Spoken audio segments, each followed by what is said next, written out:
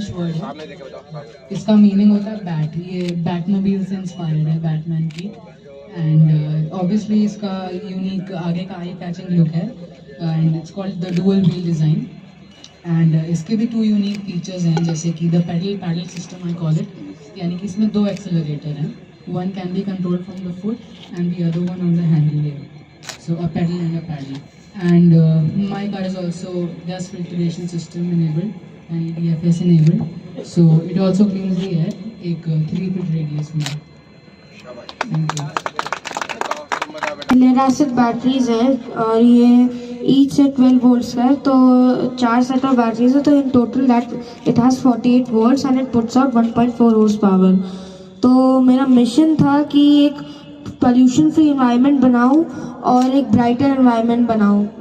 तो इसमें आप जैसे मैंने डिज़ाइन का इंस्पिरेशन लिया बलेरो से, महिंद्रा बलेरो एंड एरियरटो V8। तो इसमें एक स्पेशल सिस्टम भी है, DFS डस्ट फिल्ट्रेशन सिस्टम, जैसे कि अभी जय ने एक्सप्लेन करा था। तो मतलब GSM मीन्स गर्वित सिंह मोटर्स। तो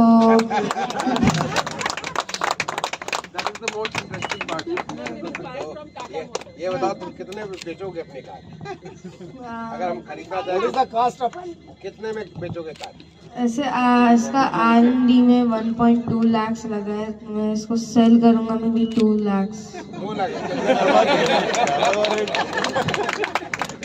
और तुम इसको चलाए हो? हाँ, मैंने इसको ड्राइव करा है। ड्राइव किया? लाइसेंस तो तुम्हारे पास होगा नहीं। बगैर लाइसेंस के कैसे चलाया तुमने?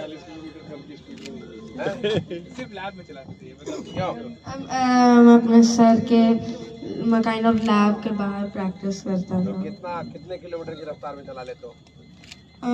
I mean 40 किलोमीटर मैक्सिमम पर चला लेते हो? हैं? तो अपने मम्मी पापा को लेकर चलाए हो? अभी फिलहाल नहीं। उनको डर लगता है। What about you? तुम कितने में कार बेचोगे अपनी? मैं इससे कोई प्रॉफिट नहीं सीख करता हूँ, because it's for a good cause. So मैं मिनिमल प्रॉफिट पे सेल करूँगा। तो कितना खर्चा है बनाने में? इसको रिप्रोड्यूस करने में 90,000 रुपीज़ लगेंगे। तो अभी तो इसमें 1.9 से 2 लाख लगे, बिकॉज सारी रिसर्च हमने करी, सारा डेवलपमेंट करा। बट अगर फिर से बनानी होगी तो 70 to 90,000 में बन जाएगी, तो मैं अराउंड 1 लाख में सेल करूँगा। अरे शाबाश, तुम फिलंथ्रोपिक हो,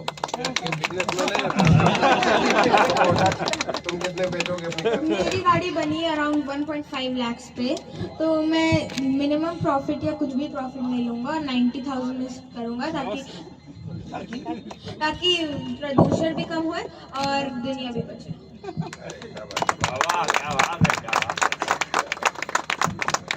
उधर वातावरण में तुम लोग का फोटो हो रहा है। ये हमारे लिए गर्व की बात है कि आपने टाइम दिया। और ये हमारे भारत के बडिंग इंजीनियर से साइंटिस्ट हैं। दुनिया में 1 एलोन मस्क है सर, पर लखनऊ में 4 हैं। और सर इन बच्चों ने हारना सीखा है, बट हार मानना नहीं सीखा है। शाबाश, ये कितनी बड़ी बात कहते हैं। हारना सीखा, हार मानना नहीं सीखा।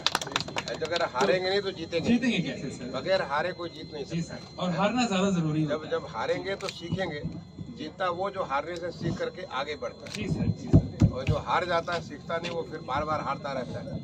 है ना बच्चे लोग? और ये इंस्पिरेशन इनके गुरुदेव नहीं डाला है, ये सारा क्रेडिट इनको जाता है और ये ऑल क्रेडिट गोज टू सारा क्रेडिट इनको जाता है। इन बच्चों की प्रतिभा को इन्होंने समझा और उसको आपके सामने है कि हम लोग दुनिया के सबसे छोटे बच्चों ने। जी सर। और सर कुछ लखनऊ का नाम नहीं रोशन किया है, पूरे भारतवर्ष का नाम रोशन किया, लेकिन उसकी गाइडेंस पूरी प्रेरणा स्रोत। So the man behind the curtain is he, and he always goes behind the curtain.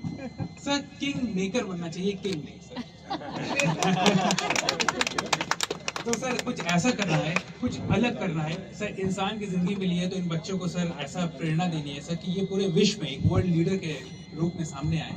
और सर अब जिस तरह भारत 5G स्पेक्ट्रम में एंटर कर चुका है, जो हमारे माननीय प्रधानमंत्री जी का एक विजन है कि 2070 तक 0 एमिशन इंडिया बनाना है, ये सर उसकी एक शुरुआत है, एक छोटी सी शुरुआत है एक बड़े मिशन के लिए। और सर यकीन है सर, अगर आपका आशीर्वाद मिला सर, आज इतना मोटिवेशन है कि इस मिशन को सर भारत जरूर पाएगा और एक नए युग से सर आज का यूथ सर आगे बढ़ेगा और पूरे विश्व में सर सबका नाम रोशन होगा सर। Thank you sir.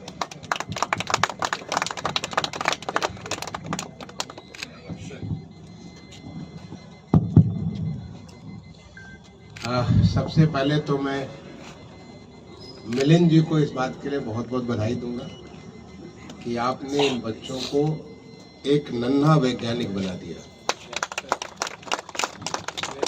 ये नन्हे वैज्ञानिक आने वाले समय में बड़े वैज्ञानिक भी बनेंगे, क्योंकि जो इनमें एक आपने बीज बोया है कुछ नया चीज करने के लिए, कुछ ऐसा करने के लिए जो कि सामाजिक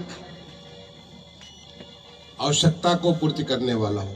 क्योंकि देखिए अभी आपको देखा होगा, कल आपने अखबार में देखा होगा, अभी लखनऊ को पॉल्यूशन फ्री काम करने के लिए अभी पुरस्कार मिला, पहला पुरस्कार है।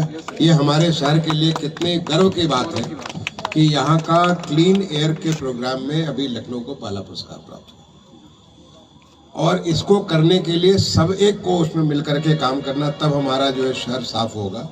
और इन बच्चों ने सबके लिए एक नई प्रेरणा दी है कि इन्होंने डस्ट फ्री सिटी बनाने के लिए डस्ट फिल्ट्रेशन सिस्टम कार में ही लगा दिया। तो जैसे कि आप जब चलते हैं, वो हमारा जो कूड़े साफ करने वाली मशीन होती है वो कूड़े को साफ करती है, तो कूड़े को साफ करने की जगह ये हवा को साफ करते हुए जा रही है कि आसपास में सामान्य तौर पे जब गाड़ी जाती है उससे धुआं निकलता है तो आसपास में लोगों को एक पोल्यूशन होता है, ये उल्टा उस पोल्यूशन को सोख रहे हैं। और ये हमारे माननीय प्रधानमंत्री जी ने जो COP26 ग्लासगो में हुआ था, वहाँ पे उन्होंने एक विजन दिया था, और वो विजन था कि हिंदुस्तान 2070 तक नेट जीरो एमिशन पे पहुंचेगा। नेट जीरो एमिशन में तो पहला तो हम एक एमिशन कम करेंगे, जितना एमिशन होता है कम करेंगे, और जो एमिशन हो भी रहा है, बहुत आवश्यक है, उसके बगैर काम नहीं चलेगा, उसको हम एब्जॉर्व कर लेंगे। यानी नेट जीरो एमिशन हमारा देश का होगा 2070 तक। 70 बहुत दूर नहीं, अगले 5 दशक के बाद हम 2070 में होंगे तो देश नेट जीरो तक बढ़ेगा। और नेट जीरो बढ़ने के लिए ये जो तमाम जो बच्चों ने प्रयास किया, क्योंकि ये तो देखिए एक बीज है, और वो बीज किस दिन वटवृक्ष बनेगा आपको पता नहीं है, वो बनना है। जब बीज अगर एक अच्छी बीज पड़ गया तो वो तो वटवृक्ष बनेगा ही बनेगा। तो ऐसे जो है ये बच्चे और भी बच्चों के लिए प्रेरणा होंगे। जो सिटी मॉन्टेसरी स्कूल के भी मैं जगदीश गांधी जी को और उनके पूरे टीम को भी बधाई देता हूँ। अभी जब इनका जो है मैंने रोबोटिक्स सेंटर में जाकर के आपका देखा था, तो किस प्रकार से रोबोटिक्स में देश दुनिया में जाकर के आप नाम कर रहे हैं, और कैसे आज रोबोटिक्स एक बहुत बड़ी सारी संभावना लेकर के निकल रहा है। तो उस चीज के लिए बच्चे जो शुरू से ही अगर उनमें बीज पड़ेगा कि रोबोटिक्स के बारे में क्या उसका स्ट्रेंथ है, आर्टिफिशियल इंटेलिजेंस का क्या स्ट्रेंथ है, कैसे आप इंटरनेट ऑफ थिंग्स के बारे में आप उसका यूज कर सकते हो, कैसे मशीन लर्निंग का प्रयोग करके आप चीजों को जो रिपीटेटिव प्रोसेस है, जो कि हम लोग इटरेटिव प्रोसेस है, उस चीज को जो ह्यूमन डजरी को कम करके मशीन के माध्यम से सॉल्व कर सकते हैं। तो जो बच्चों में इस प्रकार की वैज्ञानिकता का जो जड़ है, उसको आप जब अगर भरे हुए तो जड़ अच्छी होगी, मजबूत होगी, तो ऊपर से तो फसल तो बहुत अच्छी बनेगी। तो इस बात के लिए मैं उनको बहुत बहुत बधाई देता हूँ इन बच्चों को। और देखिए नाम भी कितना माँ बाप ने बढ़िया रखा है। अभी श्रेयांश कितना प्यारा सा नाम है, गर्वित, विराज और आर्यव, मैंने चारों के चारों नाम ये पहले से इनको सोच कर रखा था कि ये हमारे इतने सुंदर नाम है कि इन बच्चों में पहले से माँ बाप ने पाला बीज तो वहीं से भर दिया था कि जो इनको ऐसे इतना अच्छा नाम दे करके। और ये जो श्रेयसी लाइन है, अच्छा, ही फ्रॉम मिलेनियम स्कूल, ठीक है, अच्छा अच्छा, तो मुझे लगा कि सारी वो सिटी, अच्छा ये अलग वो ब्रांच है, चले ठीक है। तो ये अच्छा, तो मैं मुझे जानकारी ये नहीं दिया था मिलिंद जी ने, क्योंकि इनकी मेरी मुलाकात हमारी हुई थी वहीं पे सिटी मॉन्टेसरी में, तो मुझे लगा सिटी मॉन्टेसरी स्कूल का है। तो मिलेनियम, आप लोगों को भी बहुत बहुत बधाई। आपके जो स्कूल मैं अपने को करेक्ट करता हूँ कि आपके स्कूल के जो प्रिंसिपल, आपके जो टीचर्स हैं जिन्होंने इस प्रकार का काम करा।